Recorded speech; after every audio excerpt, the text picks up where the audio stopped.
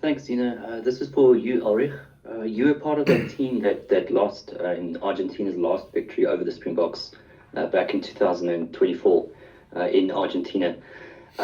Personally, maybe what did you take from that game, and what did you think? What were you expecting from Argentina maybe today, and what you this week? What were you preparing for after reflecting back on that one? Yeah, obviously we know Argentina is a real quality side, and I think we learned our lessons the last time we played here, and like you said, we lost that game in 2024, I think. But yeah, obviously the Argentina really physical, quality side, like I said. So I think we took our lessons out of that, and we well prepared. Clint? Thanks. My question for Corvus, Corvus, not specific to the match. I want to know about growing up as a boy on a farm. How did that help develop your work ethic, your determination, your strength as a rugby player? Clint. Yeah, look, I hope we don't take this farm boy thing totally out of proportion. But yeah, I think growing up on a farm, you obviously, like I've said before, you work until the work's done. So there's no quitting time. The sense of responsibility that you have, there's a lot of factors in farming and stuff like that. So I think it's probably molded me more as a player rather as a person rather than a player. And I think other players have same kind of values with how they are brought up, and at the end of the day you have to have a strong work ethic to make it in rugby. So yeah. Leo? Thank you. Well, good afternoon, Corvus and Elric. Welcome to Argentina. And my question goes to Elric. You have made the headlines here in Argentina during your leg injury. That was quite shocking. And which element have you worked on in order to mentally and physically return after 10 months, and which things helped you to get through and believe that you will definitely return? Thank you so much.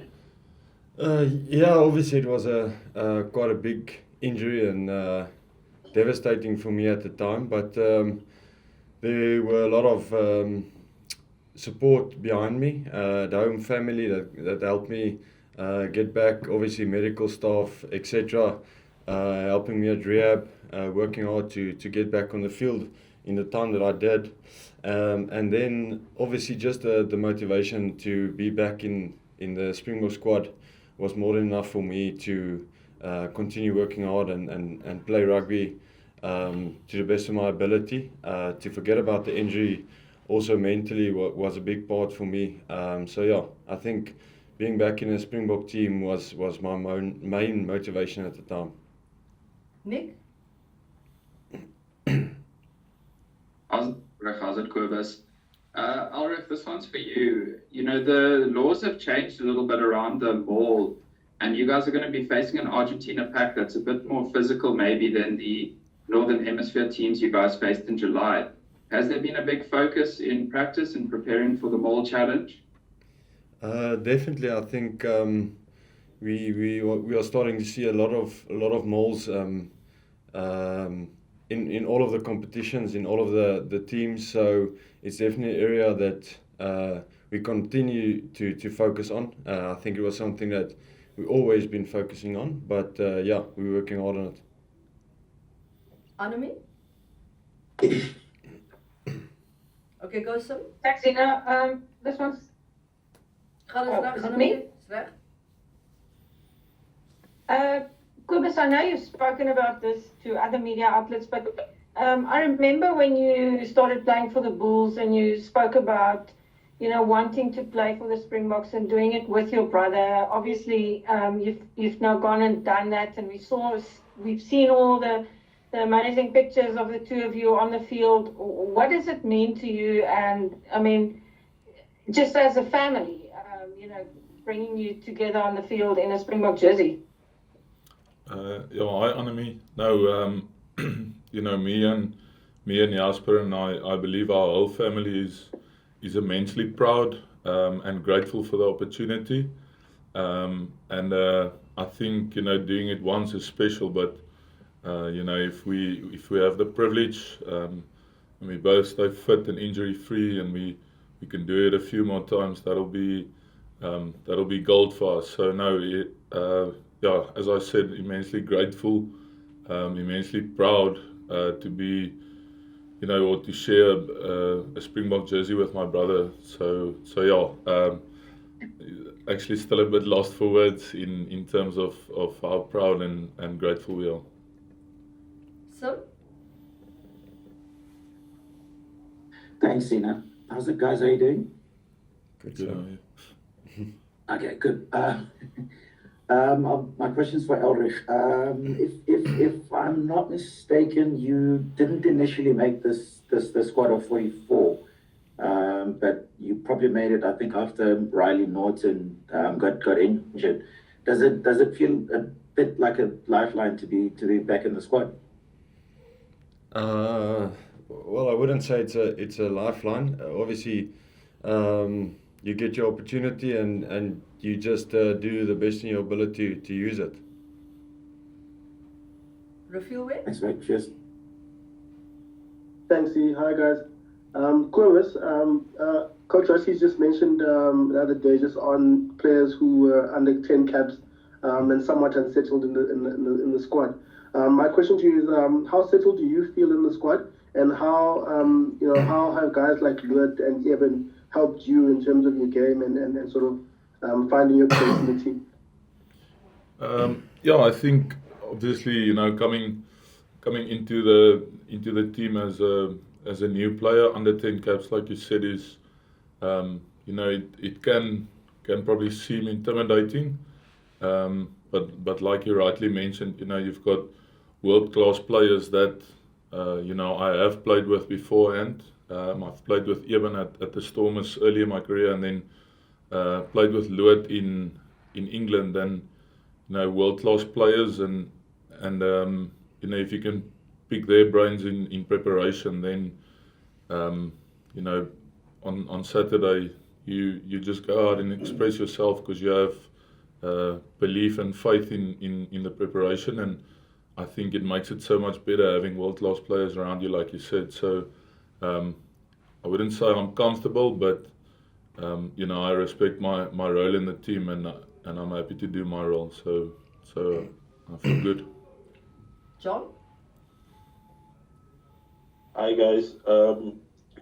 Corvus, my question is quite similar to Rafael's one, just about Eben. As you said, your career now with him has come full circle with the Boks. Sort of, what was sort of the wisdom he's imparted, and ahead of his first match back since November, does he look hungry? Does he still have that hunger in his eyes that he had back in the day with the Storm when he just started? I think every time Eben puts a rugby jersey over his head, he's hungry and prepared to work incredibly hard. Just you can see that he's been here 141 times, and he gives the guys around him so much confidence. So if we can follow suit on Eben, then I think the team will be ready. Sim?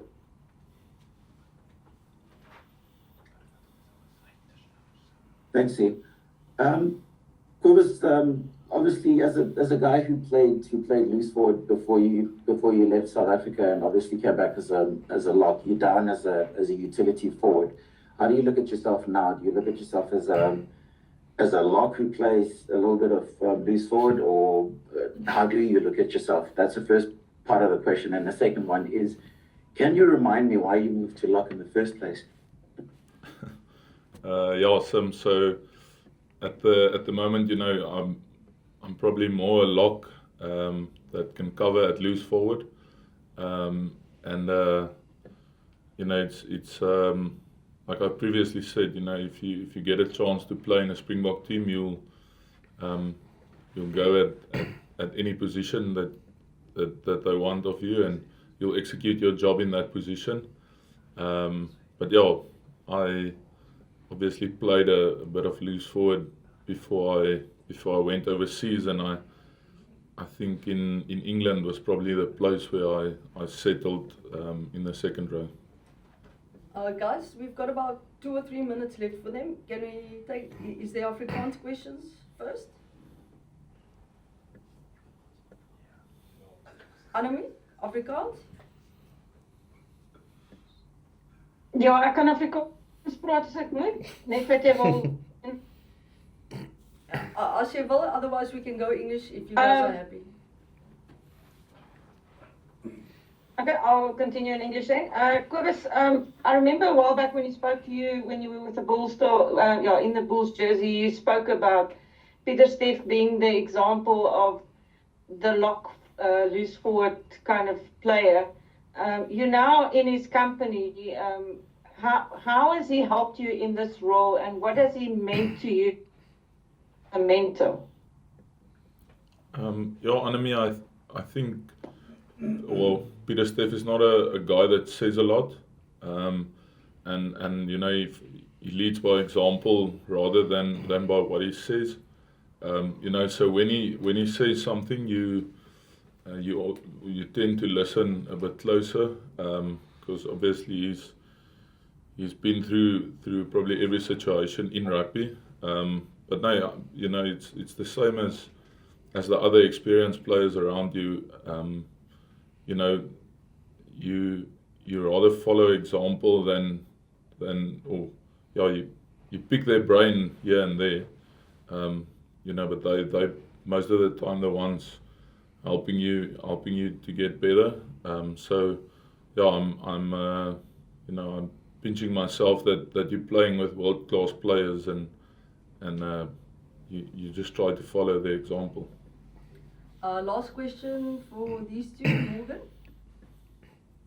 Thanks, Z. I'll sommer go in Afrikaans. Kobus, as ek net na jou kan gaan, jy het nou gepraat oor jou en Jasper wat nou Springbok geword het. Hoe sterk het julle band geword sedert julle mekaar bietjie nou sien, want julle paai na die Springbokke toe was baie anders geweest. Julle verskillende rigtings beweeg. Is dit nou sterker tussen die twee en streef julle van mekaar se sukses af? Ja, ek dink verseker so. Kyk, ons as 'n gesin is ongelooflik naby aan mekaar en ongelooflik lief vir mekaar. So weet ek hoop nie ons het beter geraak of nader aan mekaar of liewer vir mekaar geraak net omdat ons vir die Springbokke speel nie. Jy weet maar verseker dit beteken die wêreld vir ons om saam te speel en ja, ek's bly as Jasper goed doen en jy weet hy is bly as ek goed doen. So ja, ons is dankbaar en geseënd om saam te speel. Maar ek sal lief bly vir hom, maak nie saak in wat se tyd dit is nie.